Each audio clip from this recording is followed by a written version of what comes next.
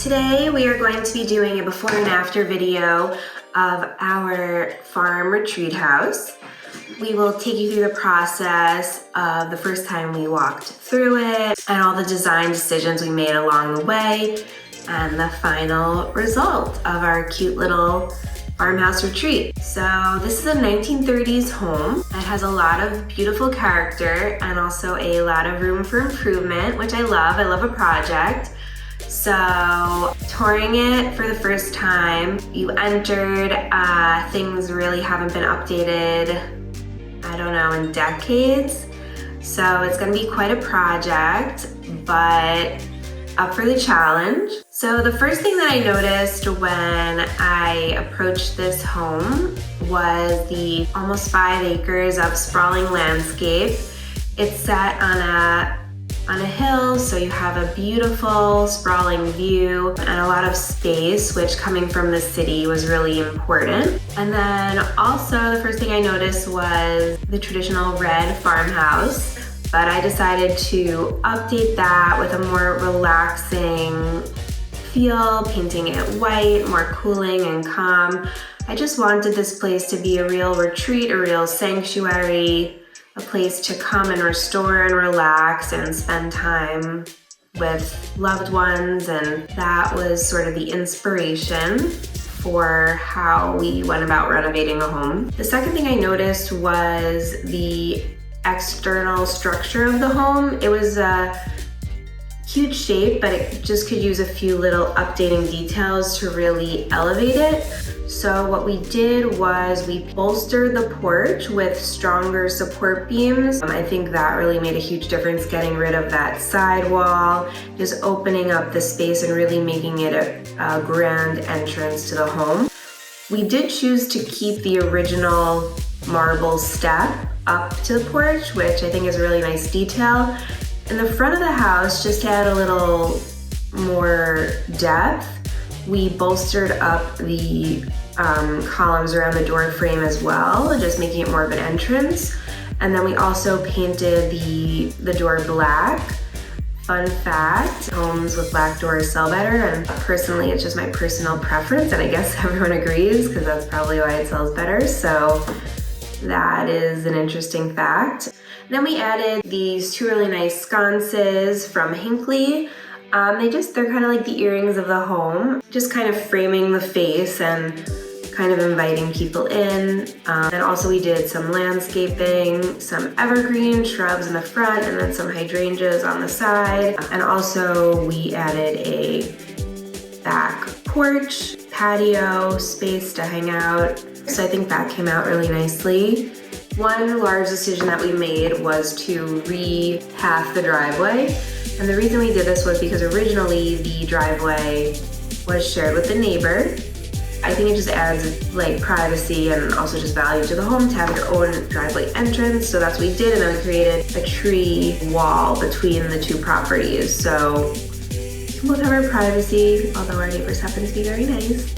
So the one last project that we still have to do is the barn. We haven't had a chance to do that, but in the meantime, we're using it as storage. We can still put our car in there or just, odds and ends. So when you first enter the home, originally it was very, very congested. There was a large bathroom on the left. There was a wall, there was a washer dryer, and then a really narrow kitchen that entered into the living room, and then there was another wall separating the kitchen and the dining space, very cramped. So what we decided to do was to remove that wall, just make as much space and air in the kitchen as possible. We reduced the size of the bathroom, creating a small powder room if necessary. We added a small closet next to the door entrance, and then we decided to close up the passageway between the kitchen and the living space so that there would be more space in the kitchen. So we closed up the wall, and then we added the range, the open shelving, the glass cabinets, the lower cabinets on the bottom, and the large farmhouse sink with We added these 3 windows, just creating more light in the kitchen, and then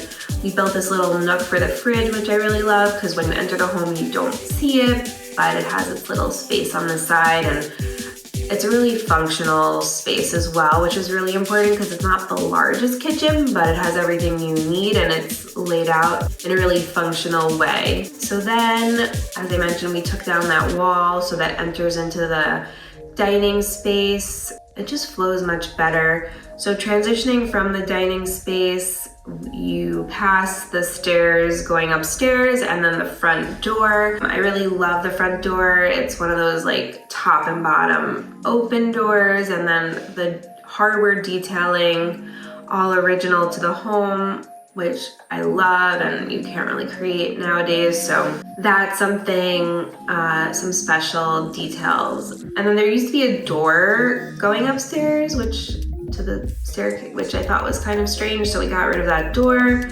just creating a more open feel as well. And then you enter into the living room. And again, there was a strange half wall sliding door situation.